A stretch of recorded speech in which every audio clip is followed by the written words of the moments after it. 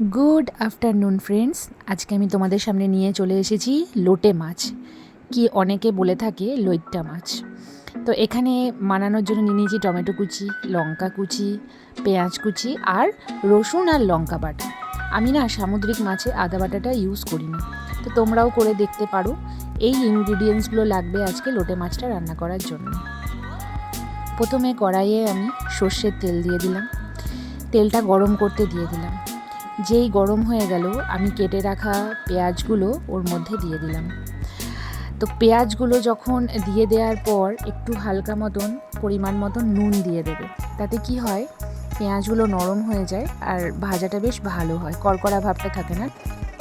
এরপর একটুখানি নুন দিয়ে দিলাম আমি পেঁয়াজের ওপরে, বললাম আগেই নরম ভাবটা দরকার এখানে।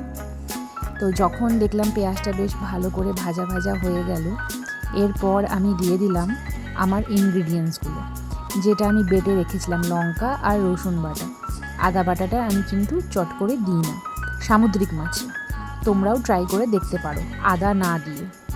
তো এখানে আমি দেখো রসুন আর লঙ্কা বাটাটা দিয়ে দিলাম আর টমেটো কুচিটা দিয়ে দিলাম, দিয়ে এখন আমি ভালো করে এটাকে নাড়াচাড়া করে কষিয়ে নেব। এরপর একটু আমি ঢাকা দিয়ে দিয়েছিলাম যাতে মশলাটা একটু নরম হয়ে যায়। তারপর দিয়ে দিলাম আমি হাফ চামচ মতন হলুদ গুঁড়ো, দেওয়ার পর আবার নাড়াচাড়া করতে থাকলাম, কষাতে থাকলাম, না কষালে তো হবে না। দিয়ে এরপর দিয়ে দিলাম আমি লঙ্কা কুচি। লঙ্কা কুচিগুলো আমি একটু বড় বড় করে কেটেছি যাতে খাওয়ার সময় মুখে যেন পড়ে, তার টেস্টটা খুব সুন্দর হয়। কাঁচা লঙ্কার একটা গন্ধ থাকে, সেই গন্ধটা রান্নায় কিন্তু খুব সুন্দর লাগে। তো ভালো করে এখানে দেখো আমার পেঁয়াজ আদা রসুন কষে গেছে কিন্তু।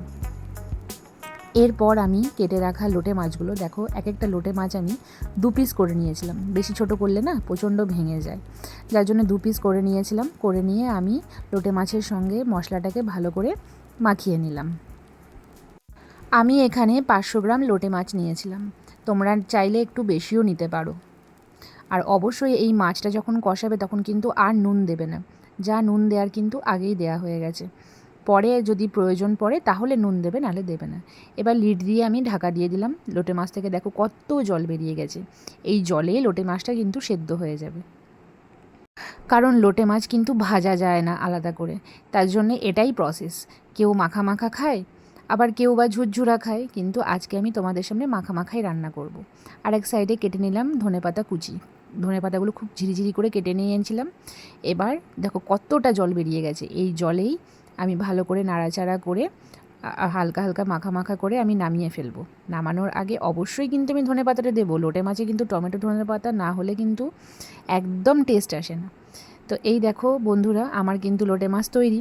এবার গরম গরম ভাতের সঙ্গে এই লোটে মাছ একবার ট্রাই করে দেখো, দারুণ লাগে, দারুণ অসাম। তো কমেন্টে আমাকে জানিও রেসিপিটা কেমন হয়েছে। টাটা।